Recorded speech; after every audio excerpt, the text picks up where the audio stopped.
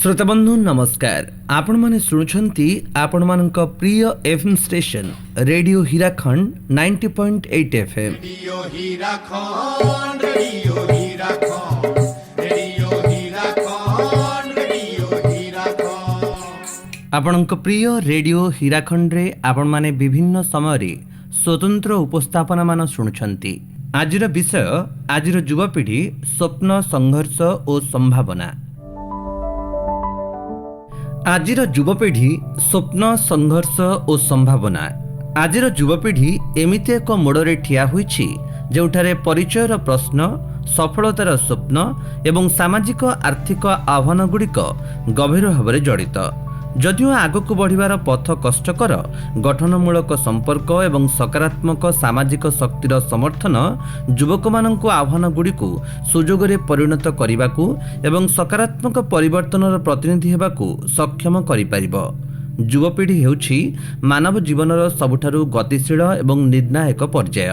यह एमिति एक मोड़ जोठारु अनेक पथ बाहरी थाए जहा किछि सफलता एवं सीढ़ी आड़कु नहीं जाए। जेतेबेले अन्य गुड़िक व्यक्तिर लक्ष्यरु दूरेई जाई पारे, यह सही पर्याय जोठारे आकांक्षा, सृजनशीलता, मानसिक एवं शारीरिक शक्ति एक अर्थपूर्ण भविष्यत गठन पाई मिलित हुए।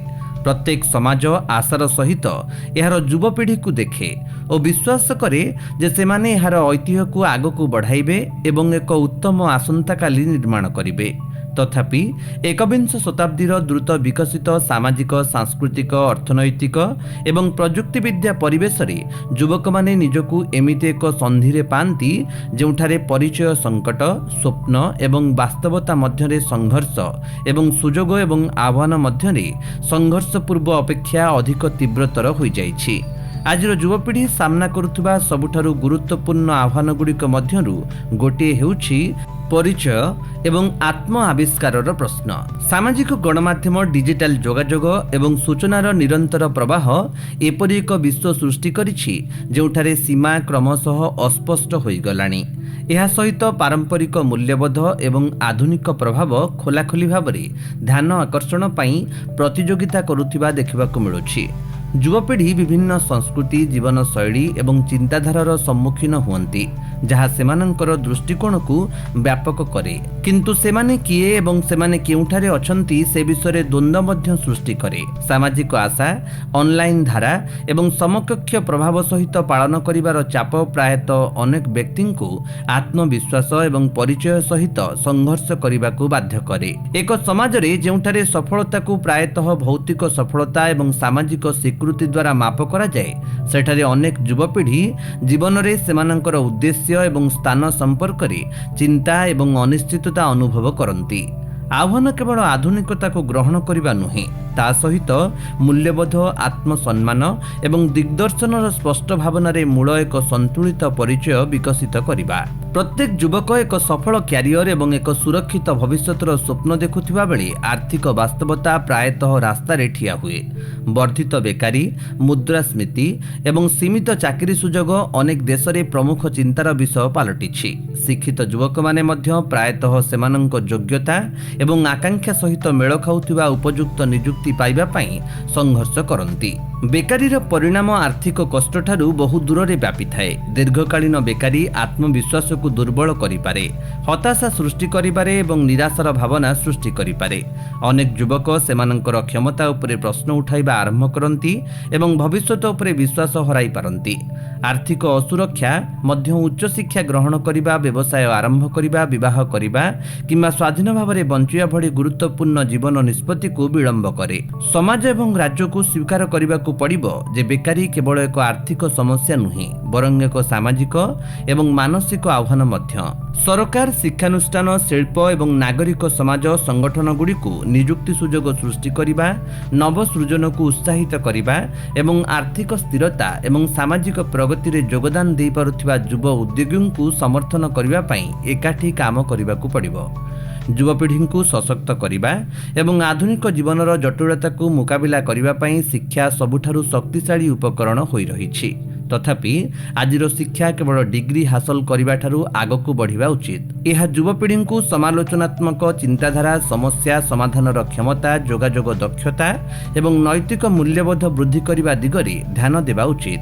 द्रुतगति विकसित होउथिबा शिल्प जुगरे वैषयिक एवं वृत्तिगत शिक्षा विशेष गुरुत्वपूर्ण हो जाइछि।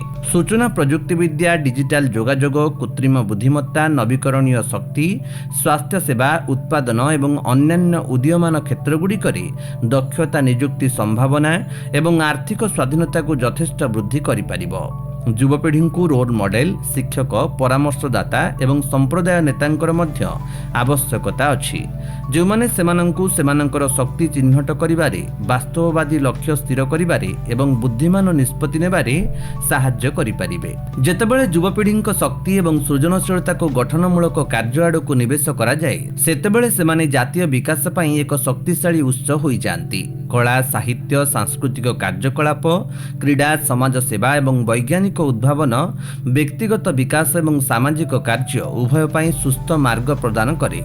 क्रीड़ा श्रृंखला दलगत कार्य, दृढ़ता एवं नेतृत्व शिखाए।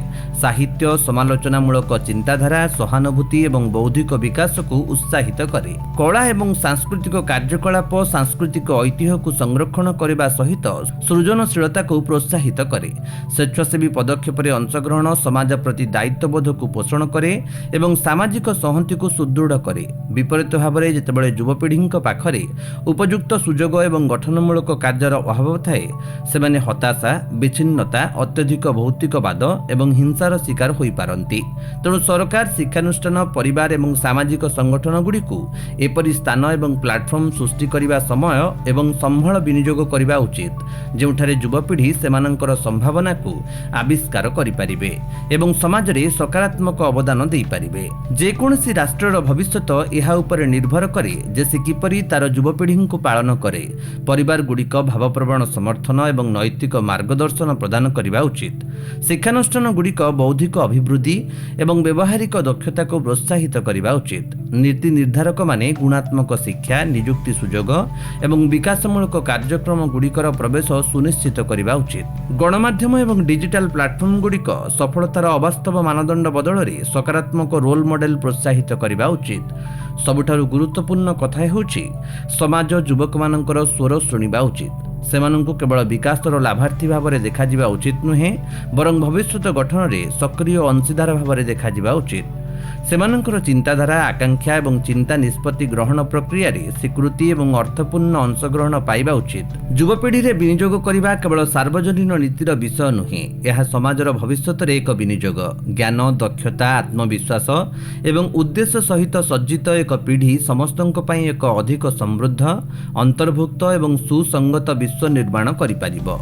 आजिर युवपीढ़ी एक संवेदनशील परिस्थिति रे ठिया होइछंती, जोठारे परिचय, सफलतार आकांक्षा एवं सामाजिक आर्थिक आह्वानर प्रश्न परस्पर को छेद करुछि। जदिओ आगकू रास्ता प्रतिबंधक मुक्त नुहे, यह अपार संभावनार मध्य परिपूर्ण। गुणात्मक शिक्षा, दक्षता विकास, गठनमूलक कार्य एवं सहायक सामाजिक गठन सहित युवपीढ़ी आह्वान को सुजोग रे परिणत करिपारिबे एवं सकारात्मक परिवर्तन पई उत्प्रेरक होई पारिबे।